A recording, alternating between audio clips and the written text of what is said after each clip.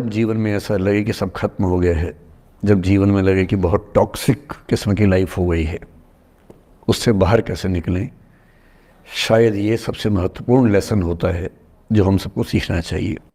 मैंने कहीं से सीखा नहीं है, ना मैंने ऐसी किताबें पढ़ी हैं। हालांकि मैंने 2 किताबें मंगवाई हैं पिछले हफ्ते, पढ़ी नहीं है अभी तक, तो मैं किताबों के बेस पे नहीं जानता कैसे सीखते हैं, लेकिन ज़िंदगी से तुम सीख सकते हैं। इन कहानियों का सबका एक ही सार है, वजह अलग अलग है। एक व्यक्ति ने इसलिए अपना जीवन समाप्त किया कि वो रिश्ता उसके हाथ से छूट रहा था। एक ने इसलिए जीवन समाप्त किया कि रिश्ता बन गया था, पर समाज के दबाव, घर के दबाव मैनेज नहीं कर पाए। एक ने जिंदगी भर शादी नहीं की सिर्फ इसलिए कि वो पुरानी यादों को भूल नहीं पाया। अरे एक बार गलती हो गई तो हो गई, आगे तो संभावना जीवन में है भाई, क्यों इतना हावी रखना उसी दिमाग के ऊपर। कुछ लोग देश की सबसे अच्छी नौकरी में होकर हर पैमाने पर सफलता की हर कसौटी पे खरा उतरने के बाद जीवन नहीं बचा पाए, क्योंकि दूसरों की नज़र में आप बहुत सफल हो जाए, अपनी नज़र में शून्य हो, तो फिर जीवन कैसे बने, जीवन कैसे बचे। इन सारी कहानियों का मूल भाव एक ही है, अगर आप खुद को हैंडल नहीं कर सकते तो दुनिया को क्या हैंडल करेंगे। दुनिया को हैंडल करने से पहले खुद को हैंडल करना सीखना पड़ता है, और उसका सबसे आसान जो रामबाण उपाय है उसको बोलते हैं द आर्ट ऑफ लेटिंग गो। जाने दो। वो अफसाना जिसे अंजाम तक लाना न हो मुमकिन, उसे एक खूबसूरत मोड़ देकर छोड़ना अच्छा। हमारे घर पे तो कोई इंग्लिश बोलता ही नहीं है, फिर हम इंग्लिश कहाँ से सीखें। इसीलिए मैंने एक ऐप डाउनलोड करी है, स्पीक एक्स ऐप। साहिर ने लिखा, प्रेम की दुनिया के बारे में साहिर से अच्छा कौन लिखेगा। तारुफ समझते, तारुफ मतलब परिचय, इंट्रोडक्शन। कहते तारुफ रोग बन जाए तो उसको भूलना बेहतर। अरे परिचय हुआ किसी से, आपकी भाषा में इंट्रो हुआ, यही बोलते हो ना आप लोग, इंट्रो हो गया, इंट्रो हुआ, दोस्ती हुई, बाद में लगा रहे यार ये तो ऊट पटांग आदमी है या ऊट पटांग लड़की है, छोड़ो फिर, ऐसा क्या लोड लेना है। तारुफ रोग बन जाए तो उसको भूलना बेहतर, ताल्लुक बोझ बन जाए तो उसको तोड़ना अच्छा। वो अफसाना जिसे अंजाम तक लाना ना हो मुमकिन, उसे एक खूबसूरत मोड़ देकर छोड़ना अच्छा। बस करना यह है कि खूबसूरत मोड़ देकर छोड़ना है, हाथ में तेजाब की बोतल लेके नहीं। और आज की पीढ़ी का ये समझना बहुत ज़रूरी है कि छोड़ना भी अच्छे तरीके से हो सकता है। तो मैं उस बात पर आऊँ उससे पहले थोड़ा संक्षेप में समझा दूँ। मुझसे कुछ बच्चों ने पूछा इस बीच में कि जितना आसानी से आप बोल रहे हैं, क्या सच में इतना आसान होता है? कैसे छोड़ें उन चीज़ों को जो मन पर हावी हैं, उन इमोशंस के टर्मोइल को, उन इमोशंस की इंटेंसिटी को कैसे मैनेज करें? क्या सच में इतना आसान होता है? आसान तो नहीं होता है। मेरी उम्र में आसान है, आपकी उम्र में आसान नहीं होता है। मेरी उम्र में क्यों आसान है? क्योंकि ये सारा खेल हार्मोन्स का है, ये सारा खेल केमिस्ट्री का है। हम सब दरअसल बहुत सारे केमिकल्स, जिनमें से कुछ का नाम हार्मोन्स हैं, उन केमिकल्स और हार्मोन्स के बहुत सारे इंटरेक्शंस के रिजल्ट हैं। इसलिए जब कोई बच्चा जैसे छोटे बच्चे हमेशा उछलते रहते हैं, पेरेंट्स थके रहते हैं, ये इन सब की केमिस्ट्री का परिणाम है, शौक का मामला नहीं है। आपकी उम्र जो होती है, किशोरावस्था और युवावस्था की शुरुआती उम्र, मैं मान के चल रहा हूँ कि आप सब लोग 17 से 22-23 के बीच के लोग हैं, बच्चे हैं। कुछ तो अभी शादी भी नहीं कर सकते होंगे, वो वाले होंगे ना। लड़के तो नहीं कर सकते होंगे भी, 21 के कहाँ हुए होंगे, तो वो वाली उम्र आप लोगों की है। इस उम्र में इमोशंस का टर्मोइल, इस उम्र में इमोशंस का बिखराव इतना ज़्यादा होता है कि संभालना बड़ा मुश्किल होता है। जैसे जैसे आप मैच्योर होंगे, बड़े होंगे, बूढ़े होंगे, बूढ़े और मैच्योर काफ़ी हद तक समानार्थक शब्द होते हैं। बूढ़ा आदमी आमतौर पर मैच्योर हो ही जाता है, और जो मैच्योर हो जाता है उसको लोग बुढ़ा ही बोलते हैं, चाहे वो दोस्त हो आपका। तो मैच्योर होने के बाद मैच्योरिटी के कई लक्षण हैं, 10-20 लक्षण। उनमें से एक ये है कि आपके इमोशंस में इंटेंसिटी उतनी नहीं रह जाती जितनी बचपन में होती है।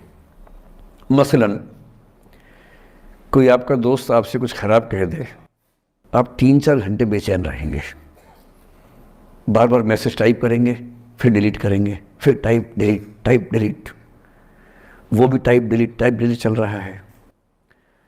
एक दिन हो गया बात हुए, ना वो पढ़ पा रहे हैं ना आप पढ़ पा रहे हैं, बेचैनी चरम पे है।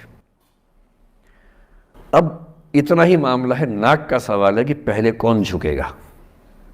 सारे संबंधों में स्तर इसी बात से तय होता है कि पहले कौन झुकेगा, और जो एक आध बार झुक गया वो जिंदगी भर झुकता है उसके बाद। इससे लोग शुरू में बहुत केयरफुल होते हैं कि झुकना नहीं है। 3-4 ज्ञानी पीछे बैठे ही होते हैं कि नहीं झुकना नहीं है, वो झुकेगा, वो झुकेगी, तू क्यों झुकेगा। इन ज्ञानियों से बचना बहुत जरूरी है, जिंदगी जहर बना देंगे आपकी। अब दोनों ईगो फाइट कर रहे हैं कि पंजा किसका गिरेगा, इस पर फाइट चल रही है। 2 दिन हो गए, 3 दिन हो गए, उसके बाद एक आध आदमी पिघल जाता है, उसको लगता है भाड़ में जाए यार, बात ही नहीं हो पा रही, तुम ईगो कर रहे हो।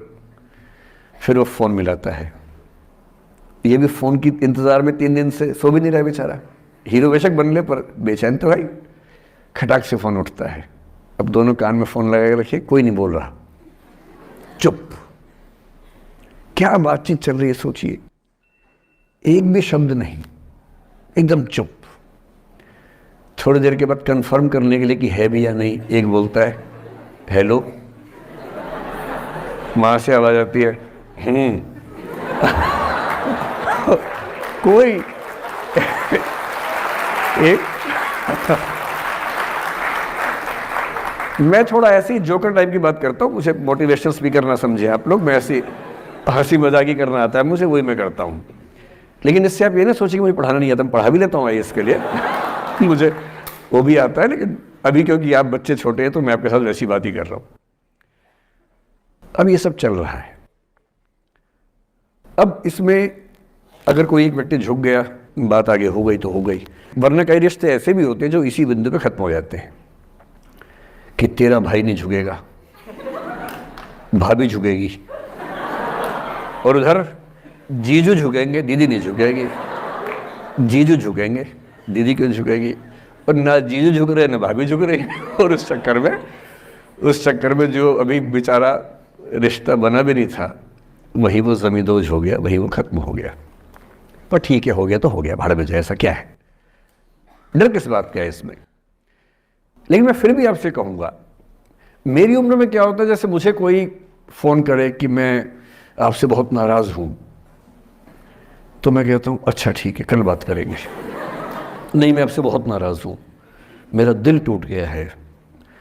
मैं कहता हूँ देखो मुझे नींद आ रही है अभी, let me sleep, we will talk tomorrow, you just do one thing, write down all the points and we will discuss in the morning, when I come to office you come to my cabin and we will discuss, don't worry, I will find out the solution for you.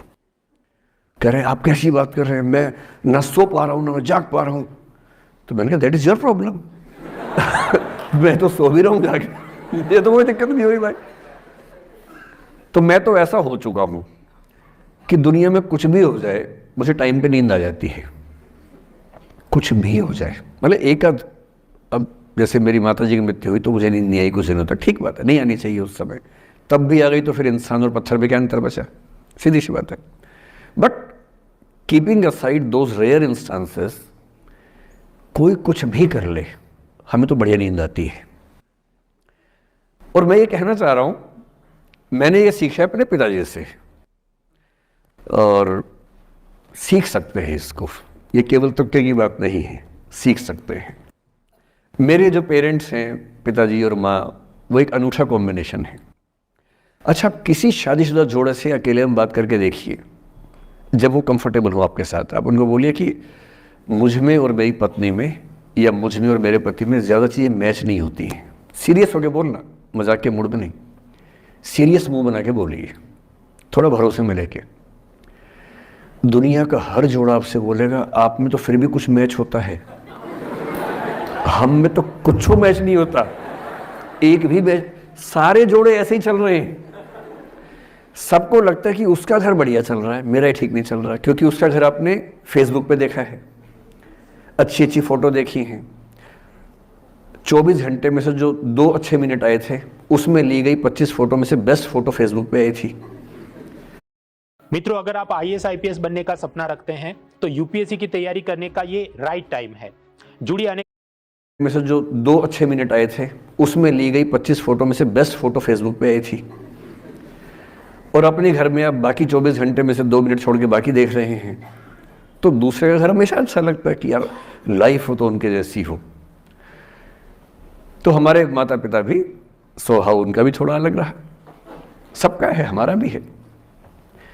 तो मेरे पिताजी हैं मस्त मौला आदमी, जैसे कबीरदास एकदम फक्कड़ मस्त मौला आदमी, भाड़ में जाए दुनिया उस मूड में रहते हैं, नुकसान हो जाए भाड़ में जाए। गीता का सार उन्होंने अपने मन में बिठा लिया है। उनका बड़े से बड़ा नुकसान हो जाता है तो क्या बोलते हैं, हमारा क्या था जो लाए थे, जो लिया यहीं से लिया, जो दिया यहीं दिया, साथ लेके क्या जाना है, बात खत्म। कोई टेंशन ही नहीं उनको।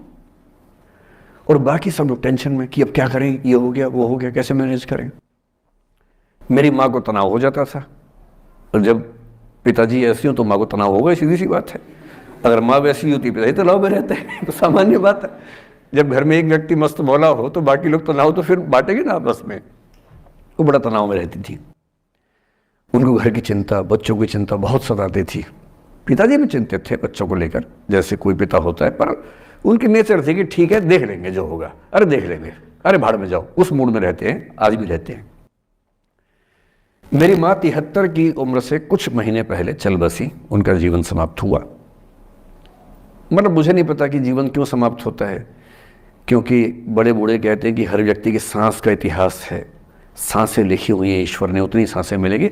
मुझे बहुत भरोसा इस बात में है नहीं, क्योंकि भगवान ऐसा क्यों करेगा कि जापान में सांसें ज्यादा लिखेगा और अफ्रीका में कम लिखेगा? भगवान ऐसा क्यों करेगा?